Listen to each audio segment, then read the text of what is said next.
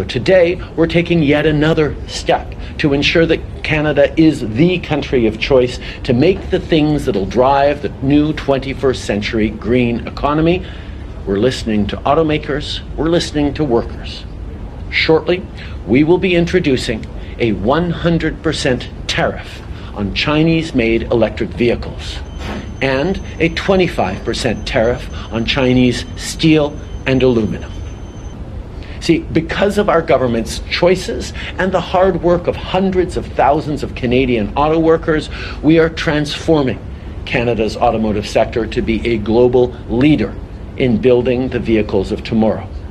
But actors like China have chosen to give themselves an unfair advantage in the global marketplace.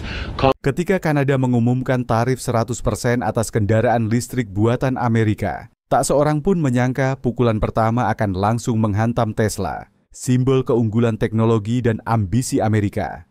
Namun ini bukan sekadar sengketa dagang biasa. Di balik permukaan tersembunyi perubahan besar yang dapat membentuk ulang seluruh industri otomotif global, mengancam ratusan ribu pekerjaan, dan bahkan mengguncang keseimbangan kekuatan ekonomi antara AS, Tannen, dan seluruh dunia. Apakah ini awal dari kemunduran, atau hanya kemunduran sementara bagi sebuah imperium? Krisis perdagangan meledak. Tesla menghadapi bencana, tapi seluruh industri otomotif ASL bisa menyusul. Tesla, perusahaan yang sering dianggap sebagai wajah inovasi Amerika, kini menghadapi ancaman eksistensial di salah satu pasar internasional utamanya. Kanada telah mengumumkan tarif impor sebesar 100% atas kendaraan listrik buatan AS. Langkah kebijakan yang dapat mengubah bukan hanya model bisnis Tesla, tetapi seluruh industri otomotif Amerika Utara. Jika diterapkan, harga Tesla Model 3 di Kanada bisa melonjak 2 kali lipat dari sekitar $40.000 menjadi $80.000. Ini bukan sekadar inflasi, ini adalah pemaksaan keluar dari pasar Kanada. Kenaikan harga yang drastis ini akan menjauhkan Tesla dari jangkauan pembeli rata-rata, mengalihkan perhatian konsumen ke merek Eropa seperti Volkswagen, BMW, dan Mercedes yang dibebaskan dari tarif ini. Namun ceritanya jauh lebih dalam dari sekadar harga kendaraan. Tesla tidak hanya kehilangan penjualan, ia berisiko kehilangan kepercayaan investor. Perusahaan ini menguasai sekitar 70% pasar EV AES dan memiliki ambisi untuk memperluas jangkauan di Kanada dengan lebih dari 50.000 unit yang diproyeksikan akan terjual pada 2025. Kini, saluran itu berada dalam ancaman. Jika penjualan di Kanada runtuh, saham Tesla bisa terkena dampak besar, menciptakan efek domino pada operasi globalnya. Mengingat bahwa valuasi pasar Tesla sangat terkait dengan narasi pertumbuhannya, gangguan seperti ini dapat mengguncang Wall Street dan memperlambat ekspansi ke wilayah lain. Yang membuat khawatir adalah bahwa langkah dari Kanada ini tidak berdiri sendiri. Ini adalah bagian dari pergeseran geopolitik yang lebih luas di mana kebijakan perdagangan tak lagi semata soal ekonomi, tapi kekuasaan. Kanada tidak hanya membalas, ia sedang memposisikan ulang. Dengan meningkatnya hubungan dagang ke Uni Eropa melalui perjanjian CETA dan ekspor energi serta mineral ke Asia, Kanada perlahan mengurangi ketergantungannya pada AS. Di balik layar, Kanada juga mengamankan dominasinya dalam rantai pasokan penting melalui aliansi mineral dengan UE, area di mana Tesla dan perusahaan AS lainnya tetap rentan. Tarif ini bisa menjadi ujian atas rapuhnya rantai pasokan AEA dan konsekuensi dari strategi dagang jangka pendek. Jika Tesla tersandung di sini, pintu akan terbuka bagi lebih banyak pesaing global untuk mengisi kekosongan. Tidak hanya di Kanada, tetapi juga di pasar-pasar kunci lainnya yang sedang mengamati ini terjadi. Momen ini lebih dari sekadar perkelahian dagang. Ini adalah panggilan bangun strategis. Ini menimbulkan pertanyaan mendasar. Dapatkah Amerika Serikat mempertahankan keunggulan teknologinya di dunia yang sedang cepat mengatur ulang aliansi ekonominya? Tesla mungkin adalah kanari di tambang batu bara. Jika para pembuat kebijakan tidak segera melakukan kalibrasi ulang, ini bisa menjadi awal dari erosi jangka panjang atas pengaruh Amerika di industri yang dulu dipeloporinya. Lebih dari Tesla, perang dagang yang bisa mengguncang seluruh industri otomotif Amerika Utara. Meskipun Tesla saat ini menjadi sasaran utama, ini hanyalah bab pembuka dari krisis yang jauh lebih besar dan mengancam untuk menelan seluruh industri otomotif Amerika Utara. Tarif 100% Kanada atas EV buatan Amerika Serikat mungkin terlihat seperti balasan yang ditargetkan, tapi itu menandakan sesuatu yang lebih dalam, pergeseran strategis yang bisa mengurai dekade kerja sama lintas batas yang erat. Di jantung badai ini adalah rantai pasokan otomotif yang sangat terintegrasi antara Amerika Serikat dan Kanada. Jaringan yang terbentuk di bawah NAFTA dan kemudian direstrukturisasi melalui USMCA produsen mobil Amerika seperti Ford, General Motors, dan Stellantis. Sebelumnya Chrysler mengandalkan aliran komponen, tenaga kerja, dan bahan mentah yang lancar dari pabrik-pabrik Kanada. Mesin bisa dibuat di Windsor, Ontario, transmisi berasal dari Michigan, dan perakitan akhir terjadi di Tennessee. Ini bukan sekadar kerja sama, ini saling ketergantungan. Kini, seluruh ekosistem itu berada dalam ancaman jika Kanada membalas lebih jauh dengan tarif atas baterai EV, baja, aluminium, dan terutama mineral penting seperti lithium, nikel, dan kobalt. Dampaknya bisa sangat besar. Sumber daya ini bukan hanya komoditas, mereka adalah darah kehidupan bagi generasi kendaraan listrik berikutnya. Ironisnya mencolok, sementara ASN mencoba memperluas adopsi EV melalui subsidi federal dan undang-undang infrastruktur hijau. Ia secara bersamaan menjauhkan pemasok terdekat dan paling dapat diandalkannya. Ini bukan sekadar dua negara yang saling pamer kekuatan ekonomi. Ini soal siapa yang akan memimpin revolusi industri berikutnya. Eropa dan Asia bergerak cepat. China menguasai lebih dari 60% pemrosesan lithium global. Dan UE telah mengalokasikan miliaran untuk pabrik baterai EV dalam negeri. Jika AES gagal mempertahankan jaringan manufakturnya di Amerika Utara, ia berisiko kehilangan keunggulan kompetitifnya. Saya melihat kebuntuan perdagangan ini sebagai ujian atas visi strategis. Ini menimbulkan pertanyaan yang melampaui ekonomi. Apakah para pemimpin politik mampu menavigasi strategi industri abad ke-21 atau masih terjebak dalam mentalitas tarif era Perang Dingin yang saling merugikan? Kesalahan di sini tidak hanya akan merugikan Tesla atau GM. Itu bisa menyebabkan penutupan pabrik di Midwest dan Ontario, kehilangan pekerjaan, dan keruntuhan kesejahteraan bersama yang dulu mendefinisikan hubungan AS-Kanada. Ini bukan sekadar perselisihan soal mobil, ini tentang masa depan manufaktur di Amerika Utara. Jika AS tidak beralih ke strategi perdagangan yang lebih kooperatif dan berpikiran ke depan, ia bisa menemukan dirinya semakin terisolasi, menyaksikan para pesaingnya melesat di perlombaan EV global. Efek riak, PHK massal, biaya melonjak, dan lebih sedikit mobil untuk pembeli Amerika. Efek riak dari krisis perdagangan yang sedang berlangsung ini melampaui tajuk utama diplomatik atau fluktuasi pasar saham.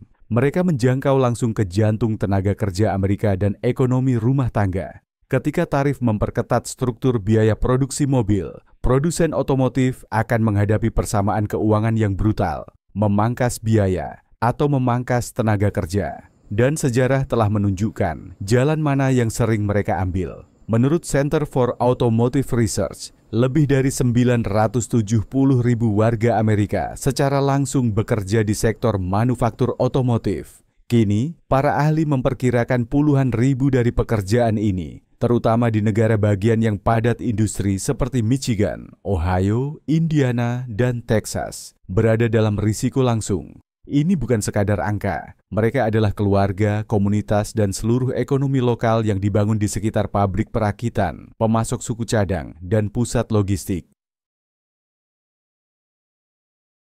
Masalah ini diperburuk oleh inflasi yang sudah meningkat dan suku bunga tinggi yang telah mendorong harga rata-rata mobil baru di AS menjadi lebih dari $47.000 pada awal 2025.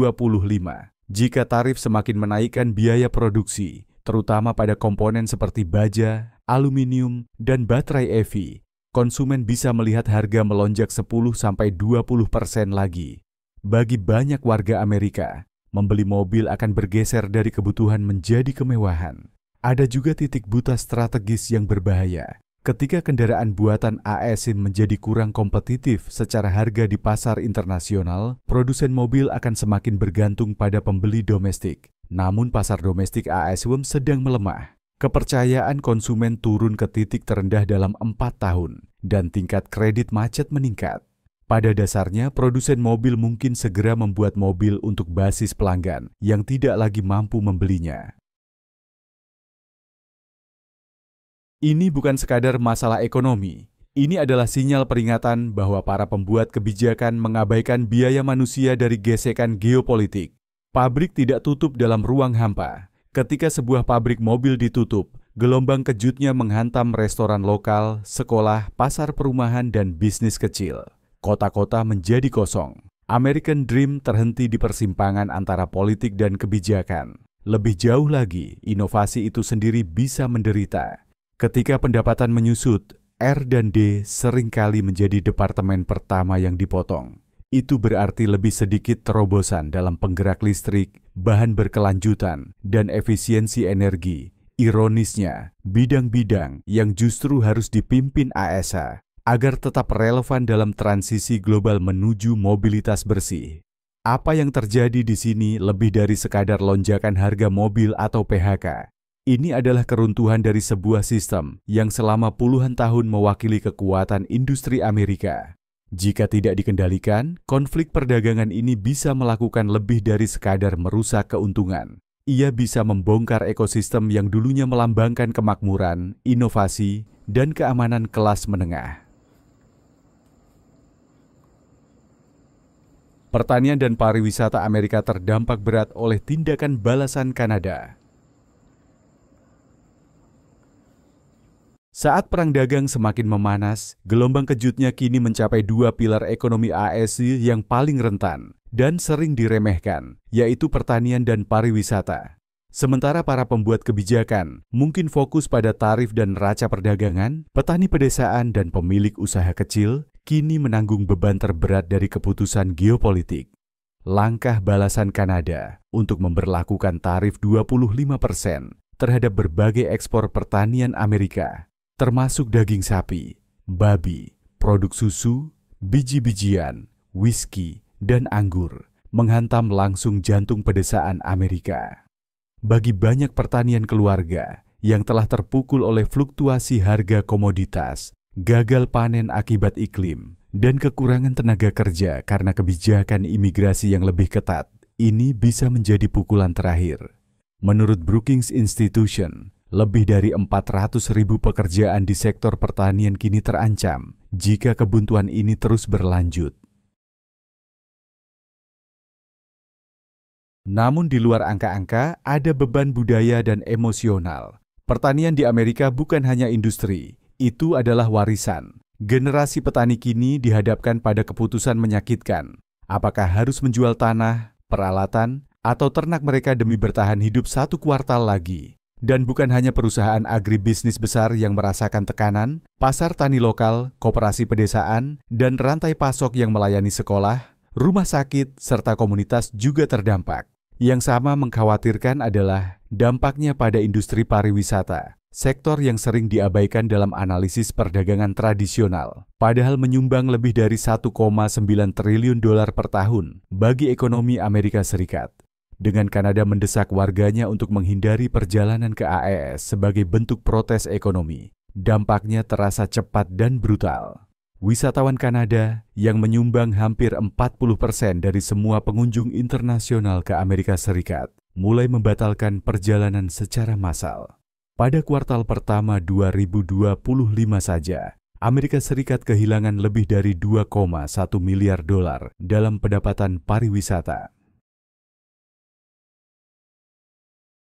Florida, yang biasanya menjadi magnet bagi para snowbird Kanada, telah kehilangan lebih dari 400 juta dolar hanya dalam 3 bulan. Jaringan hotel, restoran tepi pantai, operator tur, bahkan taman hiburan melaporkan penurunan besar. California, New York, dan Nevada juga mengalami penurunan tajam dalam pemesanan dan pekerjaan yang bergantung pada pariwisata. Yang sangat mengkhawatirkan adalah bagaimana dampak pada pertanian dan pariwisata mengungkap titik buta berbahaya dalam strategi perdagangan AS. Sektor-sektor ini tidak mudah dilindungi dari manuver politik. Mereka sangat sensitif terhadap persepsi, kepercayaan, dan stabilitas. Tidak seperti baja atau semikonduktor. Anda tidak bisa menyimpan turis atau hasil panen yang hilang untuk digunakan di masa depan. Ini bukan hanya dampak ekonomi, ini adalah retakan dalam struktur sosial. Jika diabaikan, hal ini bisa menyebabkan kekecewaan jangka panjang di wilayah-wilayah yang sudah merasa ditinggalkan oleh Washington. Apa yang kita saksikan bukan sekadar perselisihan perdagangan, melainkan jurang yang semakin dalam antara retorika kebijakan dan realitas sehari-hari bagi jutaan warga Amerika. Saat AS memperketat perdagangan, Kanada memperluas jangkauan globalnya. Saat Amerika Serikat menggandakan pendekatan proteksionisnya, menggunakan tarif sebagai alat kebijakan yang tumpul, Kanada memainkan permainan yang sangat berbeda. Saat Washington membangun tembok, Ottawa diam-diam membangun jembatan, menggunakan diversifikasi perdagangan bukan sebagai rencana cadangan, melainkan sebagai strategi jangka panjang untuk relevansi global. Inti dari evolusi ini adalah Perjanjian Ekonomi dan Perdagangan Komprehensif Kanada-Uni Eropa, CETA, yang secara signifikan membentuk ulang lanskap perdagangan Kanada.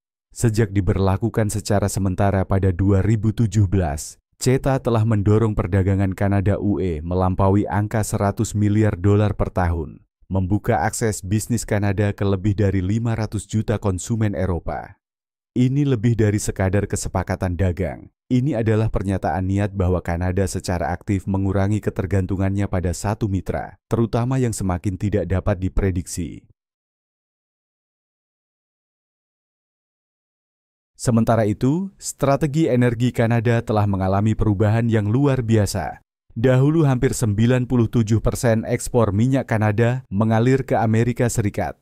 Saat ini, porsi yang terus bertambah dialihkan ke Asia dengan negara-negara seperti Jepang dan Tiongkok muncul sebagai pembeli yang antusias.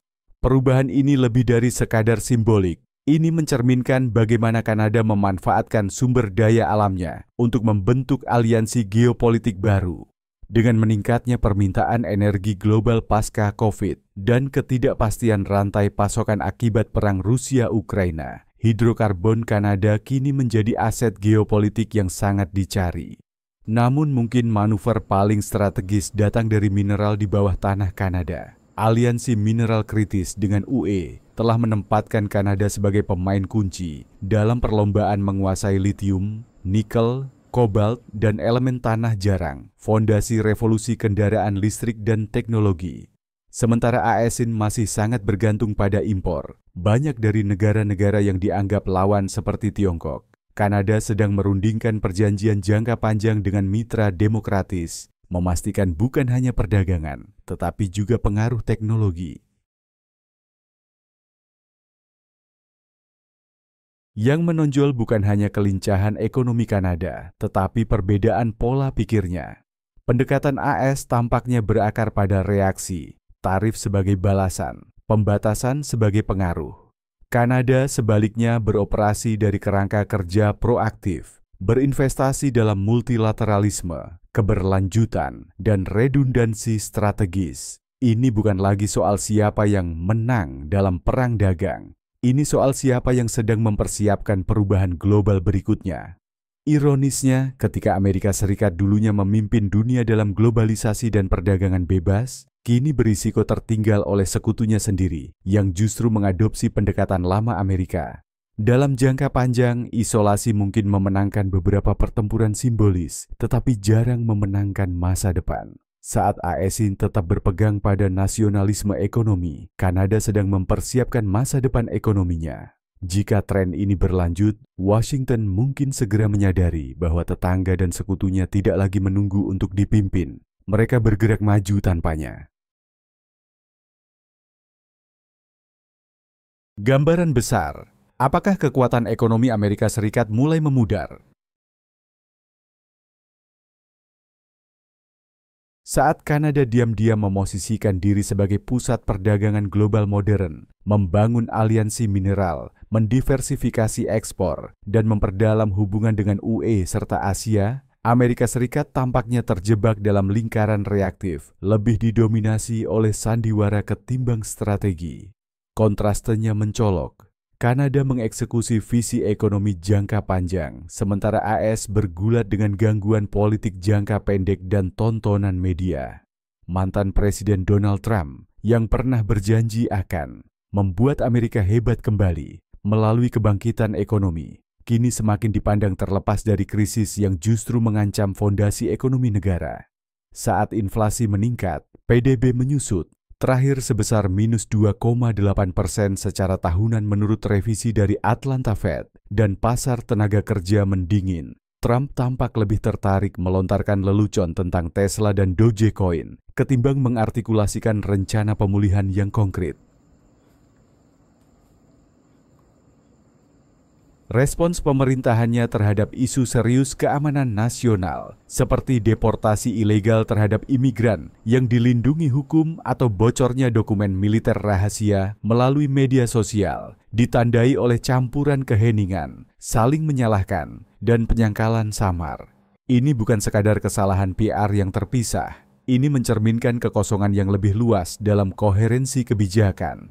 Konferensi pers juru bicara Caroline Leavitt sering kembali pada slogan nostalgia dan statistik selektif dari masa jabatan pertama Trump. Alih-alih membahas krisis saat ini dengan kejelasan atau visi, bahkan jaringan konservatif seperti Fox News kini secara terbuka mempertanyakan kurangnya substansi. Namun yang membuat momen ini sangat berbahaya adalah ketika ketidakstabilan ekonomi bertabrakan dengan kemunduran institusional.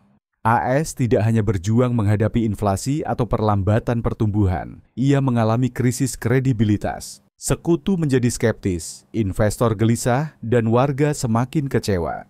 Menurut jajak pendapat Pew Research tahun 2025, lebih dari 63% warga Amerika percaya bahwa negara sedang menuju arah ekonomi yang salah, naik dari 47% pada tahun sebelumnya.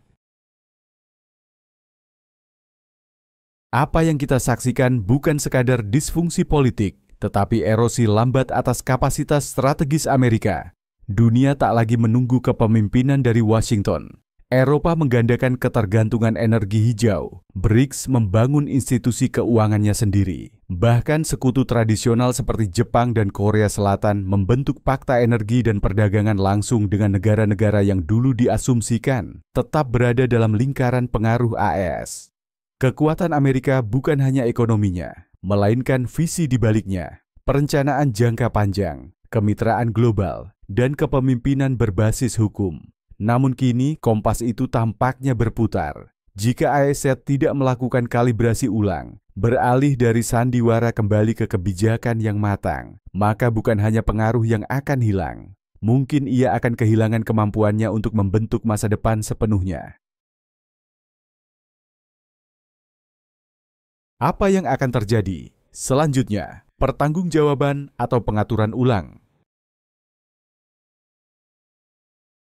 Dampak dari perang tarif Tesla bukanlah insiden yang terisolasi. Itu adalah lampu merah berkedip yang memperingatkan akan keruntuhan ekonomi dan diplomatik yang jauh lebih dalam. Amerika Serikat yang dulu menjadi juara global pasar terbuka dan perdagangan berbasis aturan, kini tampaknya mundur ke model nasionalisme ekonomi yang sudah usang, dan konsekuensinya semakin terlihat menyakitkan. Respons Kanada terhadap tarif AS tidak hanya bersifat balasan, tetapi juga transformatif. Alih-alih hanya mengandalkan tindakan pembalasan, Kanada secara proaktif merestrukturisasi hubungan perdagangannya di tingkat global, mengurangi ketergantungan pada AS dan beralih ke arah timur dan barat dengan niat strategis.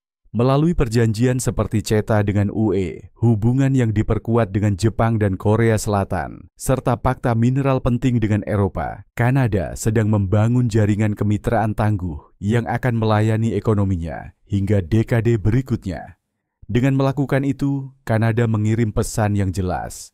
Adaptasi, bukan konfrontasi, adalah jalan sejati menuju kedaulatan.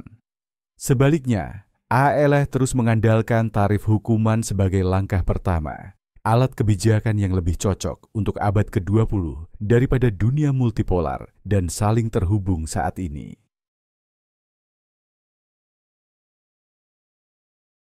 Momen ini terasa seperti berada di persimpangan jalan. Satu jalur mengarah pada kelanjutan gaya retoris, didorong oleh kepentingan politik domestik dan kemenangan ekonomi jangka pendek. Jalur lainnya menuntut kerendahan hati strategis dan keterlibatan multilateral yang diperbarui, kemauan untuk mendengarkan, menyesuaikan, dan memimpin dengan visi, bukan kesombongan. Sayangnya, Washington saat ini tampaknya lebih tertarik pada kutipan dramatis daripada substansi. Krisis Tesla melambangkan masalah sistemik yang lebih besar. Amerika tidak lagi kalah karena negara lain lebih kuat, tetapi karena ia memilih untuk tidak berkembang. Lanskap ekonomi global berubah dengan cepat menuju blok perdagangan regional, mata uang digital, rantai pasokan energi hijau, dan diplomasi sumber daya. Diam di tempat, atau lebih buruk, kembali ke pola lama berarti tertinggal. Data terbaru mendukung perubahan ini. Sementara AES fokus pada tarif, negara-negara BRICS telah memperluas perdagangan intrablok sebesar 26% hanya dalam 1 tahun terakhir. Uni Eropa telah meluncurkan CHIPS Act-nya sendiri untuk mengurangi ketergantungan pada semikonduktor Amerika dan Tiongkok. Dan Tiongkok terus menandatangani puluhan perjanjian perdagangan bilateral baru di bawah inisiatif Sabuk dan Jalan. Dunia tidak sedang menunggu. Jadi, apa yang akan terjadi selanjutnya? Sebuah pertanggungjawaban di mana Amerika menghadapi kontraksi ekonomi, keterasingan diplomatik, dan berkurangnya soft power atau pengaturan ulang, di mana ia merebut kembali perannya bukan dengan kekuatan, tetapi dengan visi. Pilihannya masih ada di atas meja, tetapi waktu tidak berpihak padanya.